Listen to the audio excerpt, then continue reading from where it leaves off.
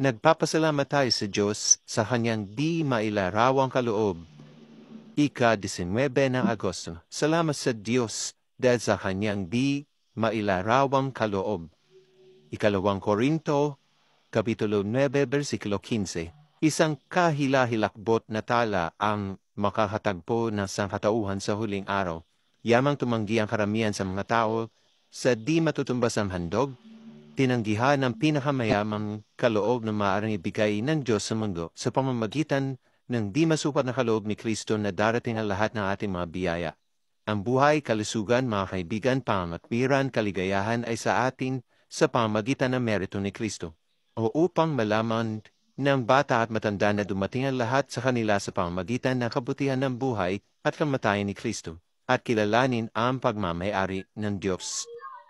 Sinulat ng apostol, hindi kayo sa inyo, kahit na nasa ilalim tayo ng kontrol ng isang malupit na Panginoon, kahit na namuno sa atin mga espiritu ang prinsipe ng kadiliman, binayaran ng Panginoong Hesukristo ang halaga ng pantubos ng kanyang sariling dugo para sa atin.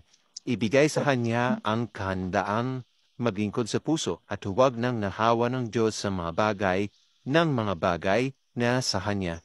Ang kabayaran ng kasalanan ay kamatayan, ngunit ang kaloob ng Diyos na walang bayad ay buhay na walang hanggan kay Kristo Jesus na Panginoon natin.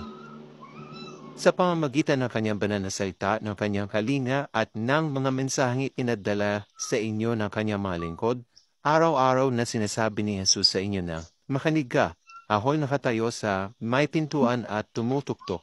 Kung diringgin na sino man ang aking tinig at buksan ng pinto, ako'y papasok sa kanya at kakain kasalo niya. At siya'y kasalo ko. Ibinigay ni Jesus ang kanyang mahalagang buhay para sa inyo upang maging kabahagi kayo sa banal na kalikasan na nakatakas sa katiwaliang nasa mundo sa pamamagitan ng pagnanasa. Pagkatapos ay ibigay ang inyong mga sarili sa kanya bilang isang pangako na nagpapasalamat na pag-ibig. Kung hindi dahil sa pag-ibig na malayang ibinigay sa atin ni Kristo, wala tayo ngayong pag-asa sa espiritual na hating gabi. Magpasalamat sa Diyos araw-araw na ibinigay niya sa ating si Jesus.